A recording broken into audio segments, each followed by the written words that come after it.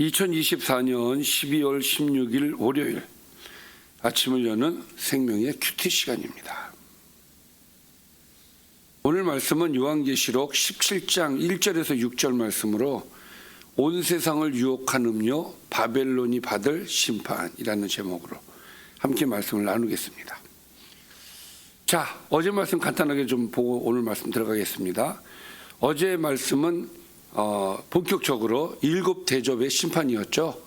그래서 첫째 대접이 땅에 쏟아붓고, 둘째 대접이 바다에, 셋째 대접이 강과 물 근원에 쏟아지고, 짐승의 표를 받은 자들에게 쏟아져서 짐승의 표를 받은 자들에게 악성 종기가 나고, 바다의 생물이 죽고 강과 물 근원이 피가 되었다. 그리고 넷째 대접이 해에 쏟으니 해가 사람을 태우고, 다섯째 대접을 짐승의 왕자에 쏟으니 사람들이 혀를 깨물 정도로 아픔을 느끼고, 그럼에도 불구하고 그들은 회개하지 않고, 또 여섯째 대접을 유브라데 강에 쏟으니 새 영이 등장하여 아마겟돈으로 왕들을 모으고, 마지막 7째 대접이 공중에 쏟아지니까 큰 바벨론이 무너져서 사라졌다라는 것이 어제 말씀이었습니다. 자, 이제 오늘 말씀 들어가겠습니다. 오늘 말씀은 좀 새로운 말씀인데, 새로운 인물이라고 해야 되나요? 등장을 합니다. 자, 또 7 대접을 가진 7 천사 중 한 천사가 와서 내게 말하여 이르되 이리로 오라. 많은 물 위에 앉은 큰 음녀가 받을 심판을 내게 보이리라. 자, 누구의 심판요? 음녀, 큰 음녀의 심판. 이 큰 음녀가 많은 물 위에 앉아 있다고 되어 있고요. 그 많은 물 위에 앉은 큰 음녀를 심판할 테니까 잘 봐라. 자, 이 음녀에 대해서 오늘 이야기를 하고, 내일도 음녀에 대해서 이야기를 할 겁니다.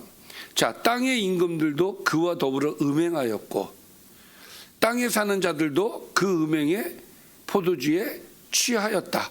자, 이 음녀와 많은 임금들과 많은 땅에 사는 사람들이 함께 음행이라고 하는 그런 행동을 저질렀다. 이 역할을 한 것이 이 큰 음녀다라는 것이죠.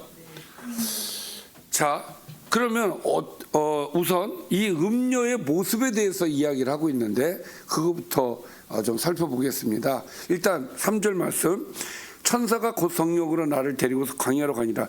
여 가로는 제가 넣은 겁니다. 주어가 빠져가지고 주어를 제가 넣었어요. 곧 성령으로 나를 데리고 광야로 갔다고 되어 있는데, 누가? 천사가 그랬다는 거예요. 광야로 데리고 갔어요. 자, 거기에 이제 큰 음녀가 거기에 있죠. 내가 보니 여자가 붉은빛 짐승을 탔는데, 자, 무엇을 탔다고요? 붉은빛 짐승을 탔다라는 거죠. 그래서 그 짐승의 몸에 하나님을 모독하는 이름들이 가득하고 7 머리와 10 뿔이 있으며, 이거 기억나죠? 짐승의 모습. 자, 근데 그 짐승의 몸에 하나님을 모독하는 이름들이 가득하였다. 그러니까 음녀가 붉은빛 짐승을 탔어요. 자, 그리고 그 붉은빛 짐승의 몸에는 하나님을 모독하는 이름들이 기록이 되어 있었고, 그 붉은빛 짐승은 7 머리와 10 뿔을 하고 있었다. 자, 그 짐승을 그 음녀가 타고 있었다. 그러니까 이 음녀가 긍정적으로 보이지는 않습니다. 자, 그 여자는 또 자줏빛과 붉은빛 옷을 입었고, 그렇죠. 이것은 이제 화려하고, 자줏빛은 이제 귀족들이나 돈 많은 부자들이 입을 수 있는 그런 옷들이었단 말이에요. 이 자줏빛과 붉은빛은 그러니까 굉장히 호화로운 모습을 이야기를 하는 것이고, 금과 보석과 진주도 마찬가지입니다. 사치를 이야기하는 것이고, 손에 금잔을 가졌는데 그 금잔, 그 가증한 물건과 그의 음행에 더러운 것들이 그 금잔 안에 가득했다는 거예요. 이런 음녀입니다.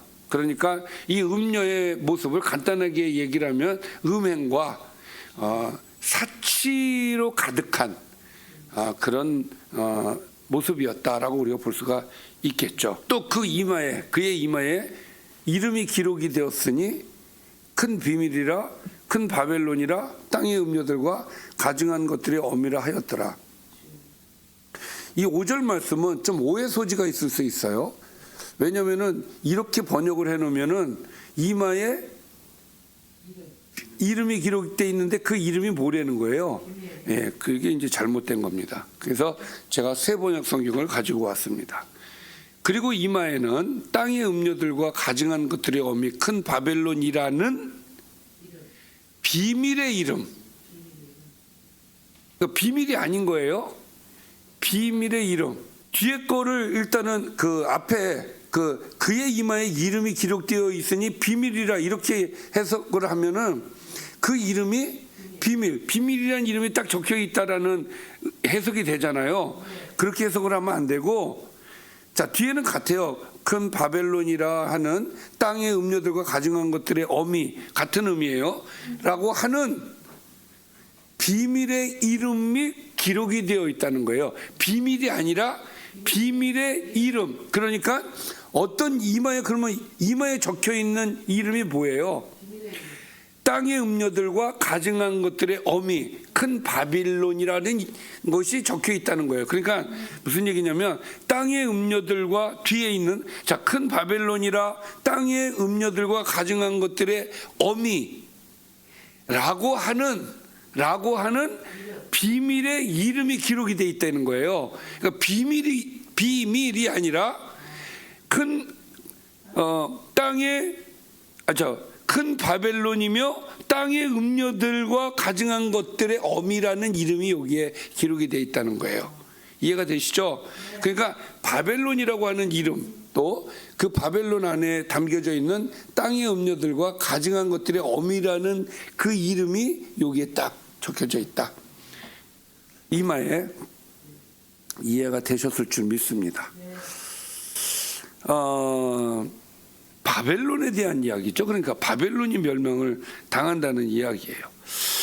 바벨론이 이렇게 승승장구하고 있었다는 이야기죠. 자, 그래서 또 내가 보매 이 여자가 성도들의 피와 예수의 증인들의 피에 취한지라.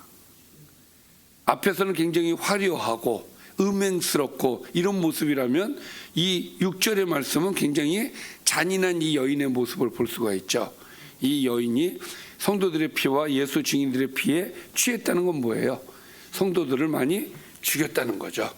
내가 그 여자를 보고 놀랍게 여기고 크게 놀랍게 여겼다. 오늘 말씀 여기까지거든요. 자, 오늘 말씀은 여인에 대한 이야기죠. 큰 음녀에 대한 이야기입니다. 큰 음녀가 등장을 하고 1절 말씀에 뭐라고 했냐면은 그 음녀가 받을 심판을 너에게 보여주겠다. 자, 이 음녀는 여기 바벨론이라고 적혀 있다고 되어 있잖아요. 그러니까 이 1절의 의미는 무엇이냐면은 바벨론이 멸망하는 것을 내가 너한테 보여주겠다. 그런 이야기란 말이죠. 그리고 이제 그 바벨론이 했었던 그 역할들, 그것이 음행이었고 왕들을 음행하게 했고 사람들을 음행하게 만들고 이런 일들을 했고, 또 굉장히 이 여인은 사치스럽고 또 호화로우며 그랬고, 또 더 나아가서 그 예수 믿는 자들을 죽이는 그런 역할들을 한 것이 이 여인의 모습이었다는 것이 오늘의 말씀이에요. 그러면 심판에 대한 얘기는 이제 내일 나오겠죠. 자, 오늘 말씀을 좀 정리를 해보겠습니다. 자, 7 대접을 가진 천사 중에 하나가 와서 큰 음녀가 받을 심판을 보이겠다고 선언을 했어요. 자, 그리고 그 여인을 보여주죠. 요한은 광야에서 붉은빛 짐승을 탄 큰 음녀를 보게 됩니다. 큰 바벨론이며 땅의 음녀들과 가증한 것들의 어미인 그 여자의 음행으로 가득 찬 금잔을 손에 가졌고, 자, 그 여자가 금잔을 가졌다는 거죠. 그리고 성도들과 예수님의 증인들의 피에 취해 있었다라고 하는 것이 오늘의 말씀입니다. 자, 음녀에 대한 그 심판 메시지. 그러니까 오늘은 음녀를 소개하고 있습니다. 이 음료는 사실 로마를 얘기를 해요. 거의 그렇게 봅니다. 로마를 의미해. 그러니까 1차적으로 로마를 의미하는데 로마가 그 이스라엘에게 가했던 그런 모습들을 이야기를 하는 거거든요. 근데 오늘 이 음료의 모습을 우리가 두 가지로 살펴볼 수가 있는데, 첫 번째는 뭐냐면은 음행이에요. 음란한 문화, 음란하게 만드는 역할. 그러니까 우리가 조심해야 될 것, 지금 우리가 적용돼야 될 것은 이 음료는 끊임없이 우리를 공격을 한다. 음행을 통해서. 자, 그것을 이야기하는 것이고, 두 번째는 호화롭고 사치로운 모습으로 우리를 이끌어간다.